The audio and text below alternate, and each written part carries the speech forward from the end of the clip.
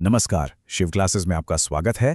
आज हम जीव विज्ञान के एक बहुत ही ज़रूरी और सच कहूँ तो काफ़ी दिलचस्प टॉपिक पर बात करने वाले हैं और वो है पारितंत्र, जिसे हम अंग्रेजी में इकोसिस्टम कहते हैं। तो आज की हमारी चर्चा में क्या क्या होने वाला है। सबसे पहले तो हम यही समझेंगे कि ये पारितंत्र होता क्या है। फिर हम जानेंगे कि ये काम कैसे करता है, इसके 4 सबसे ज़रूरी पिलर्स कौन से हैं। इसके बाद हम देखेंगे कि इसमें एनर्जी का फ्लो कैसे होता है, पारिस्थितिक पिरामिड क्या चीज़ है, और हाँ, आखिर में एक छोटा सा टेस्ट भी होगा ये देखने के लिए कि हमें कितना समझ आया। ठीक है, तो तैयार हैं? चलिए फिर शुरू करते हैं पारितंत्र के परिचय से। आखिर ये है क्या और ये हमारे आसपास कहाँ-कहाँ देखने को मिलता है? देखिए, बहुत ही आसान शब्दों में कहें तो पारितंत्र प्रकृति की एक फंक्शनल यूनिट है।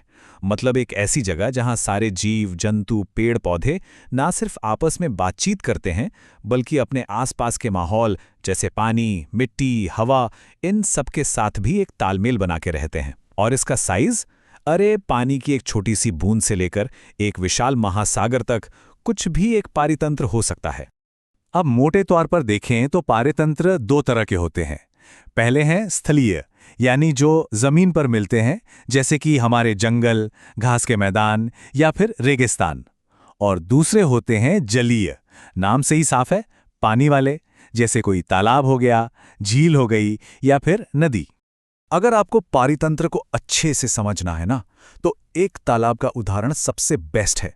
सोचिए, एक तालाब अपने आप में एक पूरी दुनिया है, एक छोटा आत्मनिर्भर जलीय पारितंत्र। इसमें आपको सब कुछ मिलेगा।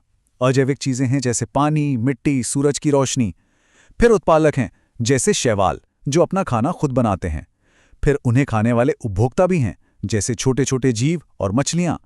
और जब ये सब मर जाते हैं तो उन्हें साफ करने के लिए अपघटक भी मौजूद हैं, जैसे कवक और बैक्टीरिया।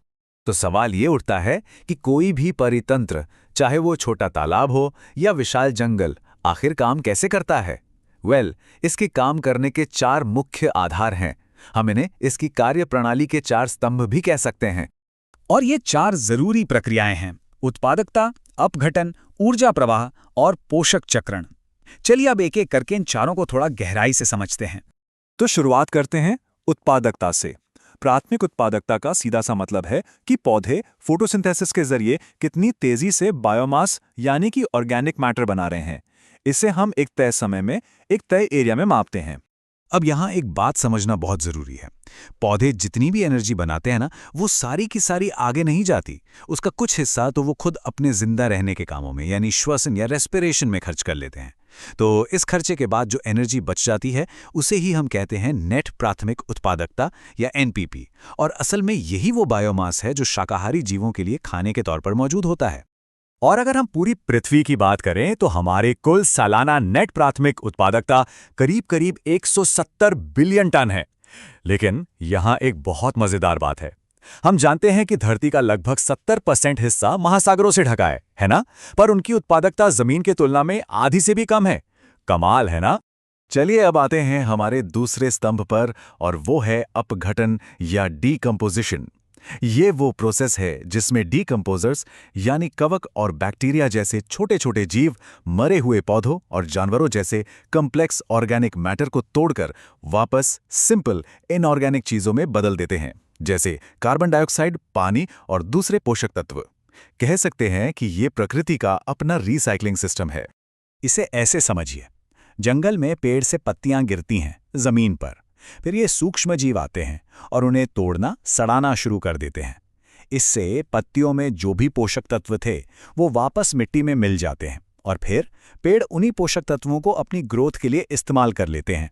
ये एक चक्र है जो लगातार चलता रहता है। और ये जो अपघटन की पूरी प्रक्रिया है ना, ये 5 दिलचस्प स्टेप्स में होती है।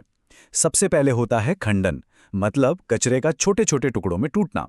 फिर होता है निक्षालन, अपक्षयन, उसके बाद ह्यूमस बनने की प्रक्रिया, और आखिर में खनिजीकरण, जिससे सारे मिनरल्स वापस पर्यावरण में आ जाते हैं। ठीक है, तो अब बारी है हमारे तीसरे स्तंभ की, ऊर्जा का प्रवाह। चलिए अब ये देखते हैं कि एक पारितंत्र में एनर्जी एक जीव से दूसरे जीव तक पहुंचती कैसे है।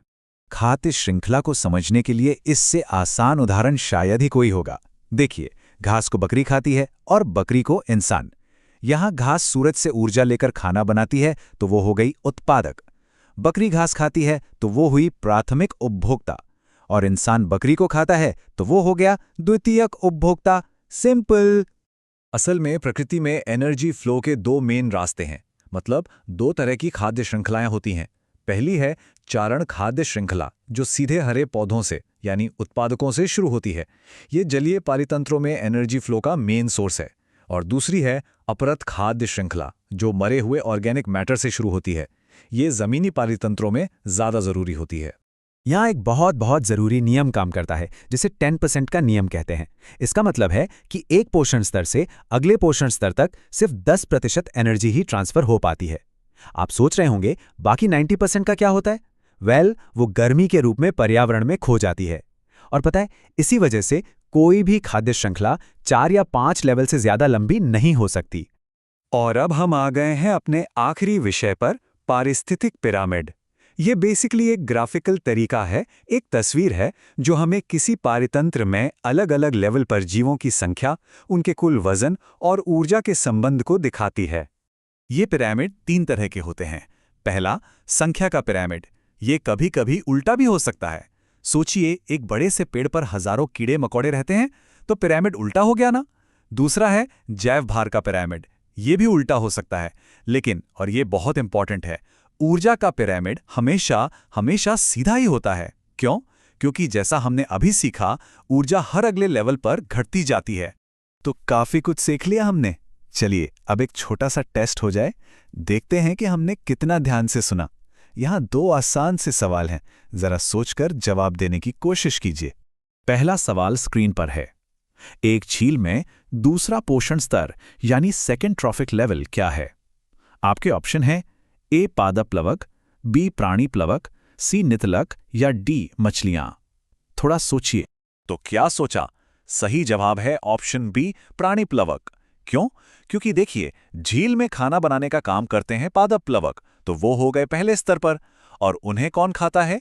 प्राणी प्लवक, तो वो हुए दूसरे पोषण स्तर पर। बहुत बढ़िया। अब दूसरा सवाल, एक खाद्य श्रृंखला में सबसे बड़ी आबादी किसकी होती है? ए उत्पादक की, बी प्राथमिक उपभोक्ता की, सी द्वितीयक उपभोक्ता की, या डी अपघटक की? और इसका सही जवाब है ऑप्शन ए, उत्पादक। ये तो लॉजिकल है ना? जैसा कि हमने पिरामिड में देखा था, पिरामिड का बेस सबसे चौड़ा होता है। किसी भी पारितंत्र को ठीक से चलाने के लिए खाना बनाने वालों की संख्या यानी उत्पादकों की संख्या सबसे ज्यादा होनी ही चाहिए, ताकि वो बाकी सभी लेवल्स को सपोर्ट कर सकें। तो आज की हमारी चर्चा यहीं खत्म होती है। इसमें शामिल होने के लिए बहुत बहुत धन्यवाद। उम्मीद है कि पारितंत्र की ये दुनिया आपको दिलचस्प लगी होगी और कुछ नया सीखने को मिला होगा। अगर आप ऐसे ही और विषयों को आसान भाषा में समझना चाहते हैं तो शिव क्लासेस को लाइक, शेयर और सब्सक्राइब करना बिल्कुल ना भूलें। अगली बार फिर मिलेंगे एक नए टॉपिक के साथ। अपना ध्यान रखिए।